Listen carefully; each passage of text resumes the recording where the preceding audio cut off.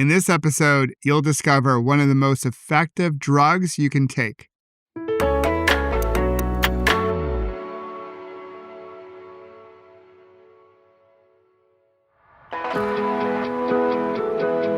Hey there, it's Michael. Welcome to Whole Again, a show about helping survivors of physical injury and trauma reclaim their strength and resilience through the wisdom of Kintsugi. Today, we're going to talk about doing drugs.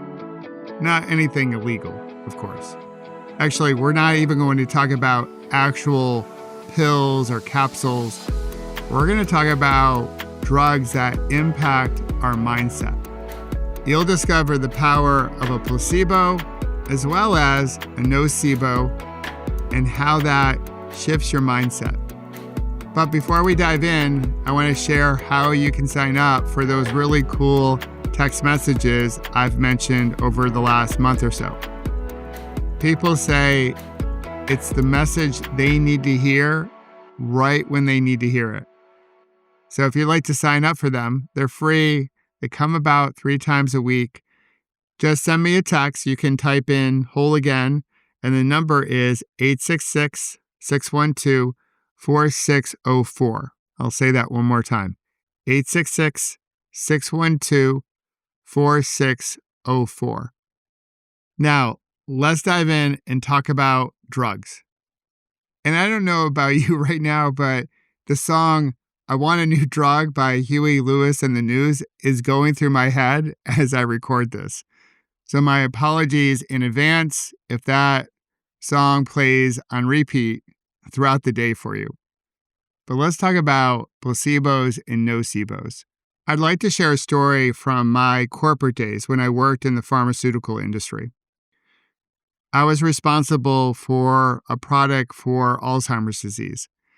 And in the clinical trials that proved its effectiveness, there was an active treatment group, the actual product, the actual medicine, and there was a placebo, basically a sugar pill. And the trials were designed to show what the treatment effect was. Basically, how many people improved that took the real medicine and how many people improved taking the sugar pill, the placebo. Well, with one of our clinical trials, 86% of the people who took the real product got better. But here's something else. 68% of the folks that took the placebo also got better. They thought they were on the actual medicine. Crazy, right? Here's a pro tip I'll share with you. When you talk to your medical team about a particular treatment, ask them how well did people do on the placebo. Their answer will tell you more about how effective the medicine they're talking about giving to you will actually be. A placebo is something that creates a positive effect. As it did in that clinical trial, 68% of the people thought they were taking the real deal, even though it was a simple sugar pill. So placebos work because we believe in the treatment. We believe there's something there. Again, it could be a simple sugar pill, or it could be some of the supplements that we're taking. Heck, it could just be your favorite ritual or your lucky socks. I know I have a pair of lucky socks. I would always wear them to physical therapy. I thought they brought me good luck when I went to PT. And the thing is, those things shouldn't work, but they do, because we believe they're going to work. And when our mind believes that it's going to work, in many ways, our body starts to believe that they might work. Now, on the other side of the coin, because there's always another side to the coin, and this one is just as powerful as the placebo, is something called the nocebo. It's opposite. It's when a negative outcome happens because you expected it to happen. You believe something would hurt or fail or go wrong, And your body, being the amazing vessel it is, even though it doesn't work as well as we want it to sometimes, follows the script that we laid down. It's the self-fulfilling prophecy. That's what a nocebo is. And unfortunately, I don't have much data on this, but I have a hunch that we might take more nocebos than placebos. In essence, our nervous system believes what we practice and what we expect to happen. So if we think good things are going to happen, our nervous system and our body can start to believe that something good will happen. And of course, the opposite is also true. All this means that our thoughts, our stories, our mindset, they're not just noise that swirls in our mind that we don't want to tell anyone about. In a lot of ways, they're invitations to the body. After all, the body is keeping score, and it listens to our play-by-play as it does. This is why I stress that everything that happens to us is neutral until we label it. Once we put a label on something, we give it meaning. And once there's a meaning, then we create a story. So if we can pause when something happens just long enough to take a few deep breaths, we create some space. And in that space, there's a chance to reflect. And in that moment of reflection, we can choose our labels wisely because we know they will create a story. And our mind and body start to believe the stories we tell it. But before I go any further, I will also say that there are no guarantees in life. You can come up with the most beautiful label and the most wonderful story about how this is going to happen for you, and it might not. And you can also come up with a story that something horrible will happen to you, and it might not. But the chances are that if we take a placebo, something good might happen. And the chances are if we take a nocebo, something unfortunate might happen. But nothing is 100%. Nothing is an absolute guarantee. That is life. Life is uncertain, regardless of how many pairs of lucky socks that we have. I'd like to share something else that maybe not everyone will agree with. If it helps you, it's real.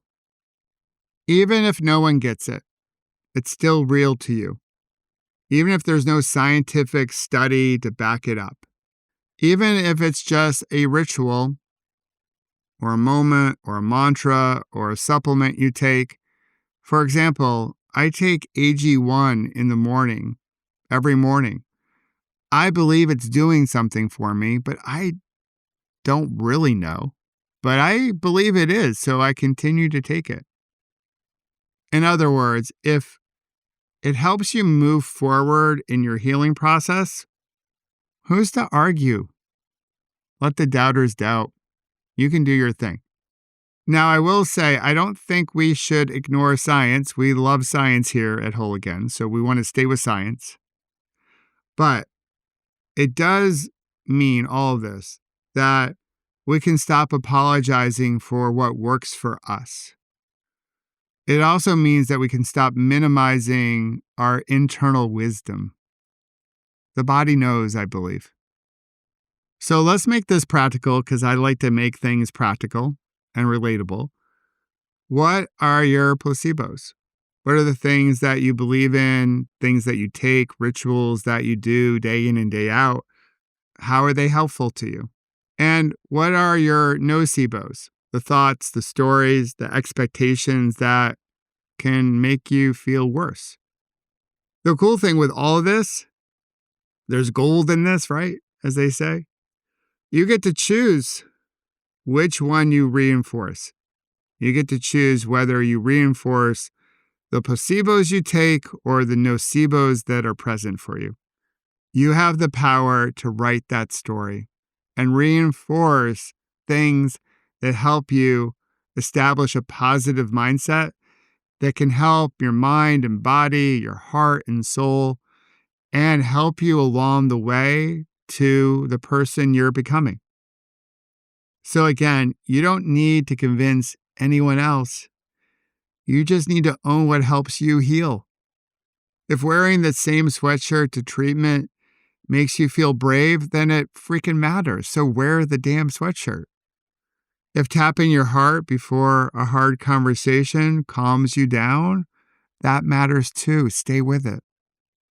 If visualizing gold light is in your spine and that brings you energy, it helps you feel supported, keep doing it because your brain loves belief and your nervous system listens to every word you tell it.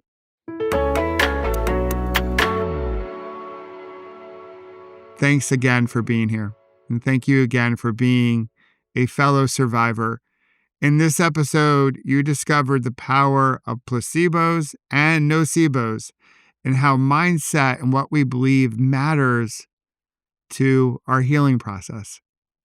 And always remember that you've got this, and here I've got you. And if you want to receive those wonderful text messages that remind you of this, just when you need to be reminded of this, you can send me a text. You can just simply say hi or whole again. And the number is 866-612-4604. And I'll set you up.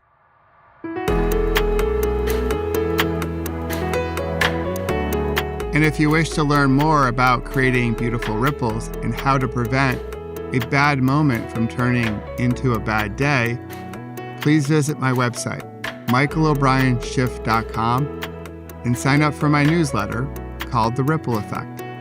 And join us each Monday, Wednesday, and Friday here at Whole Again and discover how you can heal, grow, and become more resilient.